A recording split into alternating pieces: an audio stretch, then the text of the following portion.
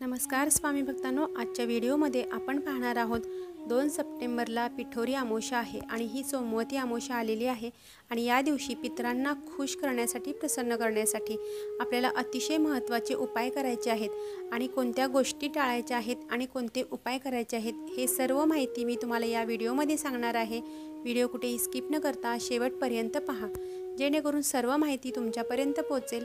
आणि जर तुम्हाला माहिती आवडली असेल तर व्हिडिओला लाईक करा आणि चॅनलवरती जर नवीन असाल तर चॅनलला सबस्क्राईब करायला विसरू नका। तर 2 सप्टेंबरला सोमवती अमावस्या आलेली आहे, पिठोरी अमावस्या आलेली आहे। तर या दिवशी सोमवारसुद्धा आहे, शेवटचा सोमवार आहे आणि या दिवशी अतिशय महत्त्वाचा हा योग आहे। याच दिवशी आपल्याला पितरांची नाराजी दूर करता येणार आहे आणि मी तुम्हाला इथे उपाय पण सांगणार आहे आणि ज्या गोष्टी टाळायच्या आहेत त्याविषयी सुद्धा मी तुम्हाला इथे माहिती देणार आहे।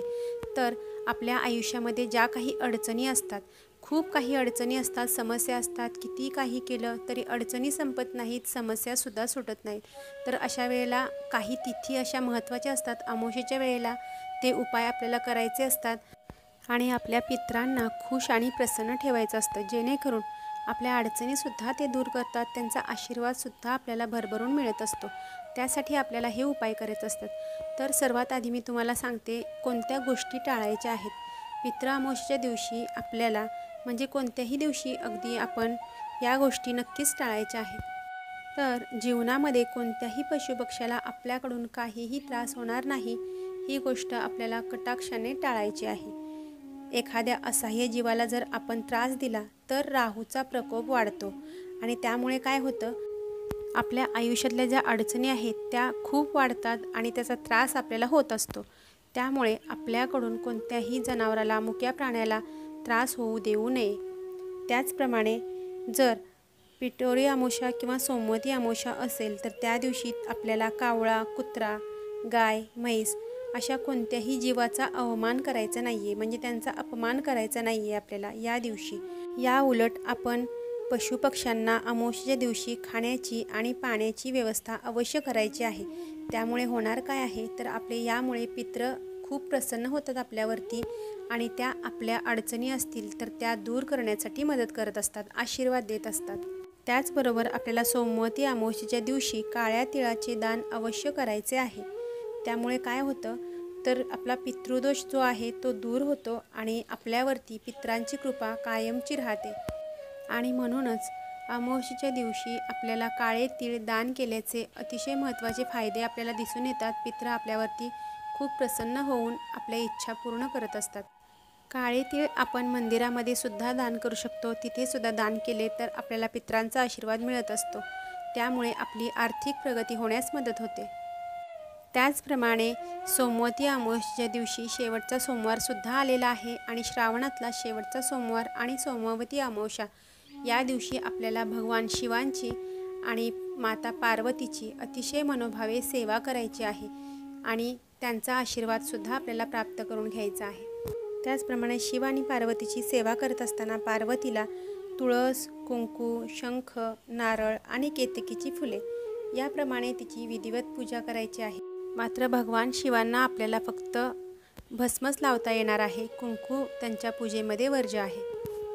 त्याचप्रमाणे आपल्याला सोमवती अमावस्येच्या दिवशी दूध आणि तांदळाचे दान अवश्य करायचं आहे। कोणत्याही गरजू व्यक्तीला आपल्याला दूध द्यायचं आहे किंवा तांदूळ, या पद्धतीने आपल्याला दोन्हीही दिलं तरी चालेल किंवा आपल्याला जर एक शक्य असेल तर तुम्ही तांदूळ देऊ शकता किंवा दूध देऊ शकता, पण हे दान आपल्याला अवश्य या दिवशी करायचं आहे। आणि हे दान केल्यामुळे आपल्याला जी काही आर्थिक समस्या असतील आणि आर्थिक पीडा, आर्थिक त्रास जो आहे आपल्या मागे त्यापासून आपल्याला मुक्ती मिळणार आहे।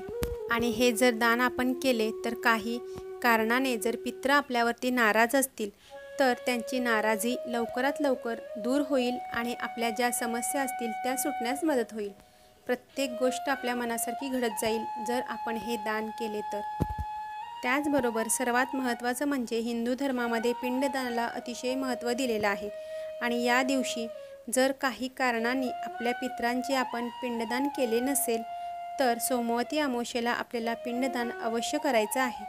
त्यामुळे पितरांचा जो अतृप्त आत्मा असतो तो संतुष्ट होईल आणि त्यांच्या मनाचे समाधान झाले तर ते आपल्यावरती प्रसन्न होतील आणि आपले जे काही समस्या असतील, अडचणी असतील तर ते आपल्याला आशीर्वाद देतील. त्यामुळे आपल्या आयुष्यातल्या सर्व काही अडचणी निघून जाणार आहेत. त्यामुळे पिंडदान अतिशय श्रेष्ठ दान आहे आणि हे आपल्याला प्रत्येकाला केलेच पाहिजे. आणि पितृ जर आपल्यावरती संतुष्ट असतील तर आपल्या घरामध्ये पैशाची कसलीही अडचण राहत नाही, कोणीही आजारी पडत नाही, प्रत्येक कामे आपल्या मनासारखी होत असतात. त्यामुळे अशा वेळेला आपल्याला पितरांना खुश करायचं आहे, त्यांना प्रसन्न करून घ्यायचं आहे, जेणेकरून आपल्या पाठीमागे काहीही टेन्शन नसावं आणि आपल्या सगळ्या मनोकामना पूर्ण कराव्यात. कारण पितरांचा आशीर्वाद घेणं अतिशय महत्त्वाचं आहे. कारण जीवनामध्ये सक्सेसफुल होण्यासाठी आपल्याला पितरांचा आशीर्वादसुद्धा तितकाच महत्त्वाचा आहे जितका आपला कष्ट आणि प्रामाणिकपणाला महत्त्व आहे. तर ही होती छोटीशी माहिती. सोमवती अमावस्ये दिवशी आपल्याला हे उपाय करायचे आहेत आणि या पद्धतीने आपल्याला पितरांची सेवा करायची आहे. त्याचप्रमाणे भगवान शिवांची आणि पार्वतीची सुद्धा विधियुक्त सेवा आपल्याला या दिवशी करायची आहे. त्यामुळे आपल्या आयुष्यातल्या अडचणी कमी होण्यास सुरुवात हळूहळू का होईना होणारच आहे. तर माहिती तुम्हाला कशी वाटली ते कमेंट्सद्वारे सांगा. माहिती जर आवडली असेल तर व्हिडिओला लाईक करा आणि चॅनेलवरती जर नवीन असाल तर चॅनेलला सबस्क्राईब करायला विसरू नका. तोपर्यंत सर्वांना श्री स्वामी समर्थ. श्री गुरुदेव दत्त.